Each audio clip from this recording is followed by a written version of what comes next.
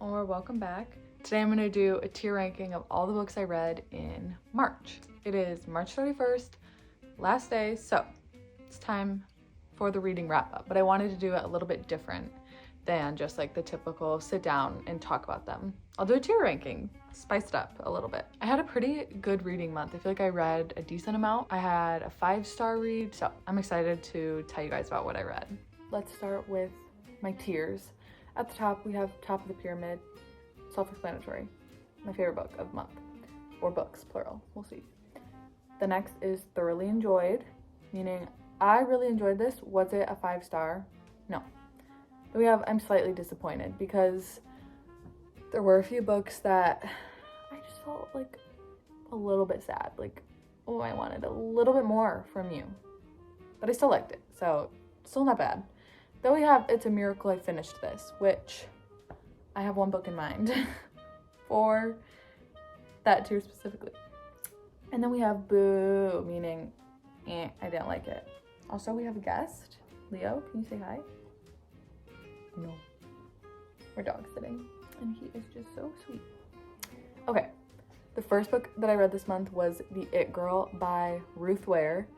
This is the classic dark academia friend group murder, but it's so good every time. So the main character Hannah meets April, who is the It Girl, on her first day of college, and they are roommates and close friends, and they also just have this friend group that they all hang out together. And by the end of the year, April is dead, and this guy that works at the college gets convicted for her murder and sent to prison. And then in the present day, he has just died in prison. And so it kind of like opens up the investigation again, just because people are talking about it again. And so it goes in a past and present timeline of Hannah now maybe uncovering new things about April's death, and then in the past, like leading up to her murder. I really, really liked this. The dark academia vibes were so good. Like, the college setting, I just loved that part so much. And I literally suspected like every person in this book at one point. So it's going in Thoroughly Enjoyed, because it did exactly what you want a mystery thriller to do. Everybody was a suspect at some point for me. Nobody was safe from my suspicion. Then I read How to Stop Time by Matt Haig. But this book, this is very interesting. So the main character, Tom, he doesn't age normally. He's been alive for centuries. So the book goes in a past and present timeline, basically him like going all throughout history because he's been alive for so long. And then present day, he is a teacher, a history teacher in London. And one of the like rules for people like him is that like they shouldn't fall in love, because it's never going to end well, because they're not going to age and their partner is, and people are going to start asking questions. So in some of the past parts of the book, we see a big part of his life was this one love of his, and we see how he had to deal with that. And then in the present, he kind of finds a new potential romance, and he has to kind of be like, can I do this? I'm not supposed to do this. Like, I don't know if this is gonna work. I really, really liked the past timeline. It was just so interesting to see him living in those olden times compared to now. Like, he was friends with Shakespeare, and so there's like a ton of scenes of him just like hanging out with Shakespeare, and I really liked that part. And there were so many good quotes in this book, so much about just like humanity and how flawed we are, because he's like lived for so long that he just sees them make the same mistakes over and over and over again.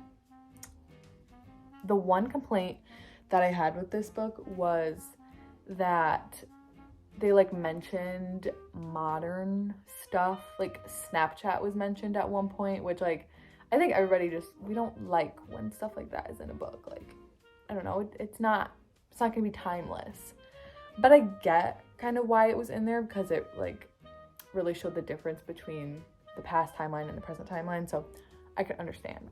But yeah, so I gave this 4 stars, and it's going in Thoroughly Enjoyed because I thoroughly enjoyed it. obviously. Then I read The Atlas Paradox, which is by Olivia Blake, sequel to The Atlas 6, which I really liked that book. I was very excited for this one because at the end of The Atlas 6, there's kind of this plot twist that happens, and it's a very big event. And I was excited to read about that, but I felt like that wasn't the main plotline of this second book. And it only came every like 50 pages or so, and I just thought, like, not much happened in the book.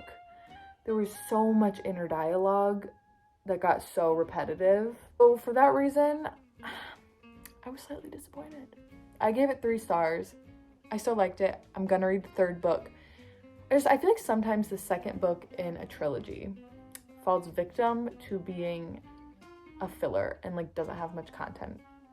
I don't know if that's true. That's just what I feel like happens sometimes. So yeah, 3 stars. A little bit disappointed, but it's okay.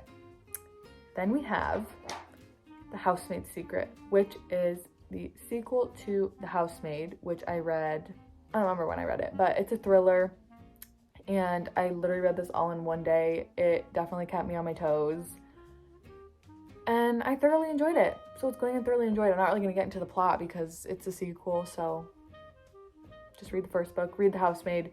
If you want a fast-paced and just easy book, this one is for you, because it's just, you never want to stop because you just want to know what's going to happen so bad.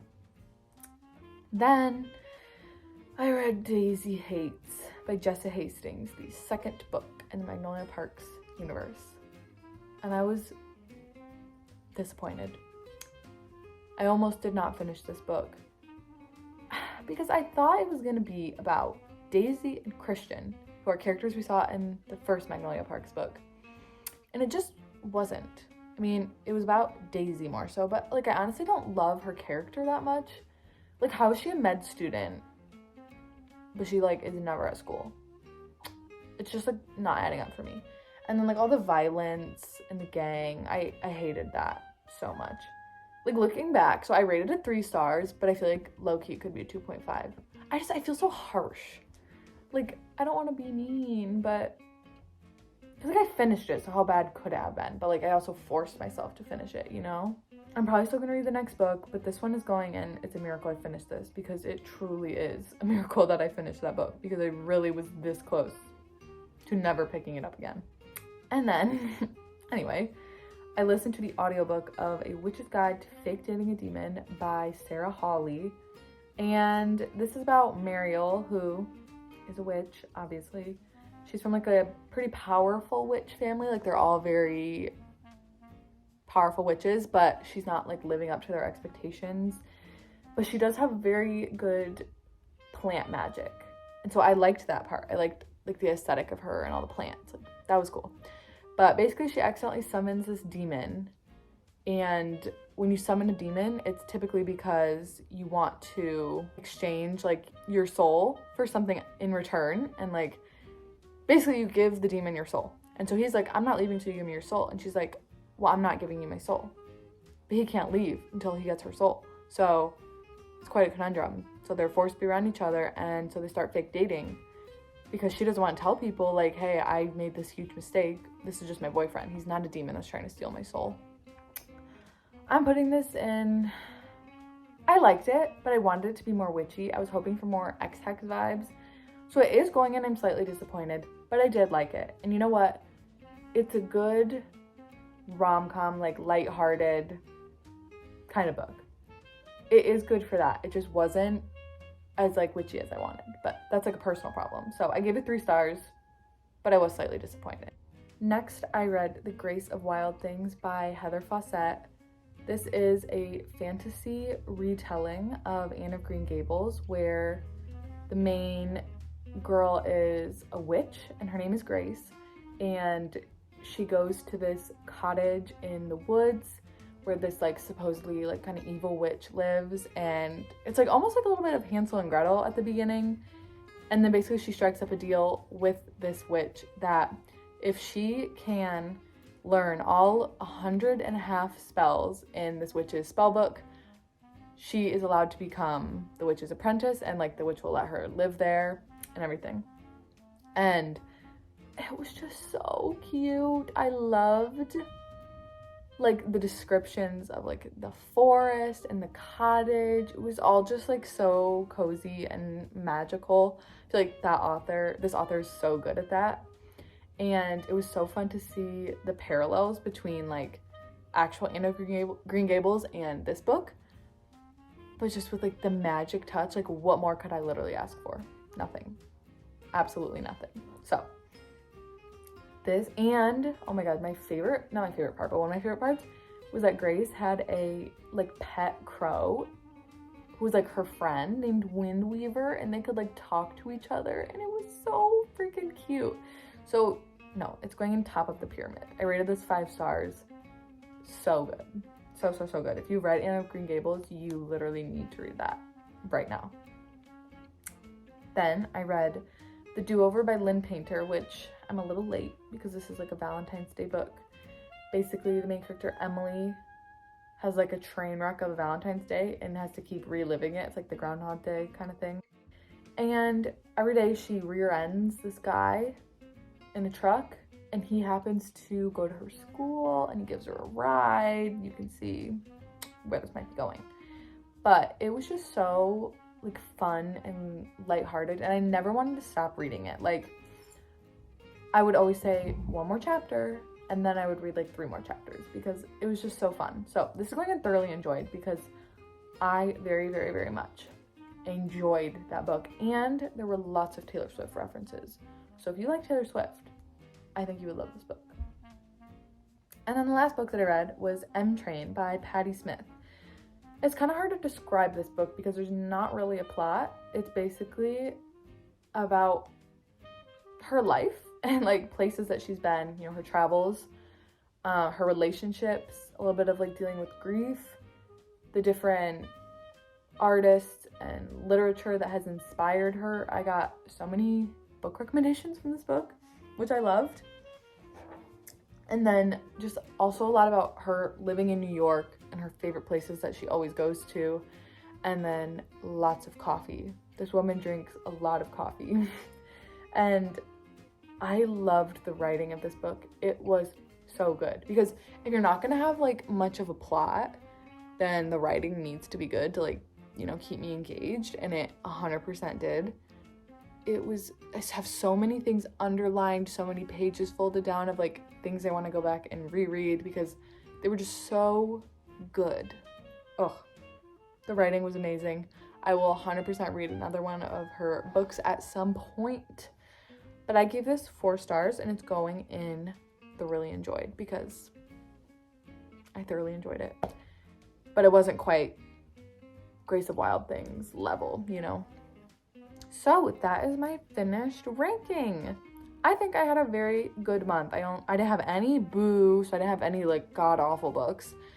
And I had quite a few that like I really liked. I mean, I had a 5-star read. What more could I want? And then 5 4-star books, which is pretty good. And then a few that, you know, weren't my favorite, but that's okay. We can get over it.